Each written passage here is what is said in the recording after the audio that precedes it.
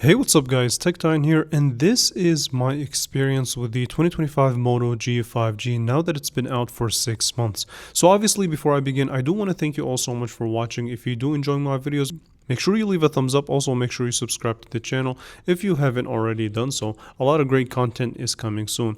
But with that being said, one of the biggest things that I feel like this phone brings to the table is obviously within the price point. So when it first came out, it started at $199, but I see it for around $169, $159, which I think is a great value. So one of the first things that this phone brings is within the design itself, and this phone does follow the same theme that Motorola has for this year and even for a lot of their phones last year, which is this kind of vegan leather material that they have on the back. And it's uniform and it feels good in the hand, and it's actually somewhat durable considering that it's been almost 6 months. So there's no wear and tear in this material. It is a little bit harder to clean, but if you can get past that, then you have yourself a great looking phone. Now on the back, it also has your triple camera setup, mainly two cameras, and you get an LED flash, which we will talk about later on. But yeah, overall though, it's a very good quality design. Even though it is made out of plastic, it does a really good job in kind of mimicking a premium phone.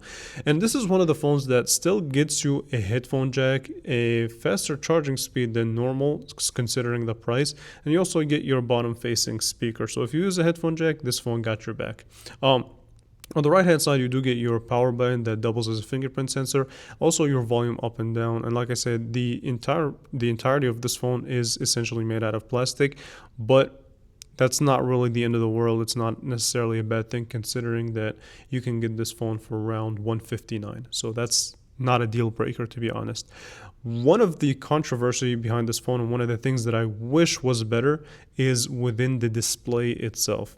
So unfortunately, you do only max out at a 720p display. It is a large display coming in at 6.7 inches, but 1604 by 720p, kind of disappointing.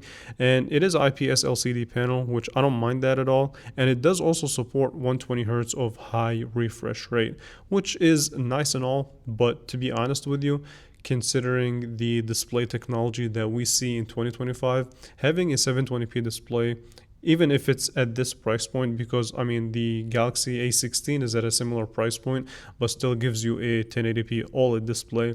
The Revel 8 that recently came out still gives you a 1080p display even though it's at a similar price point. So yeah, there's no excuse for Motorola to give us a 720p panel, even though that this is sort of their lower end tier phones. I wish it was higher resolution because, to be honest, I would get rid of the 120 hertz refresh rate if they want to save some money and just give us a 1080p display. I think a lot of people would be fine with that. So that's essentially my kind of mini rant on the display. To this day, I'm not a big fan, and I think this is the biggest disappointment when it comes to this phone. So really quickly, I want to discuss the camera. You get basically a main sensor of 50 megapixel with optical image stabilization, and I did a full camera review. I'll leave it linked in the description below. The TLDR that I want to take out of this, and I don't really want to spend too much time because nothing has changed in the camera department 6 months later, is that it still takes pictures very quick and it does shoot some okay video, but the image quality is just what you would expect from phones at this price point. It's not going to really shock you or wow you, but it still is pretty good. So that's my quick TLDR behind the camera.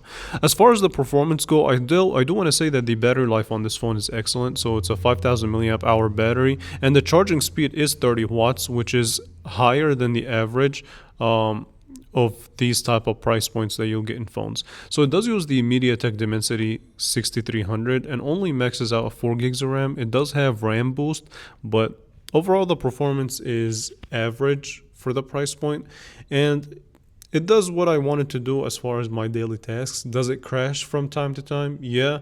Does it get stuck? Yeah. But to be honest, that's the norm for phones in this kind of tier of that 199 or below 199 price point. So keep that in mind if you're interested in buying this phone. Overall though, my thoughts really didn't change much.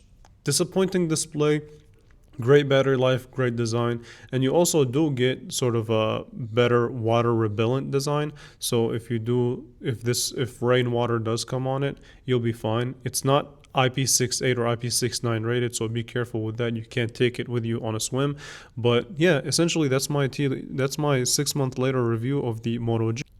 So all things considered, if you do have this phone, do you feel like it's been worth it for you, or do you feel like you haven't really gotten what you wanted out of this phone, considering again the price, which is a big thing when it comes to purchasing the 2025 Moto G?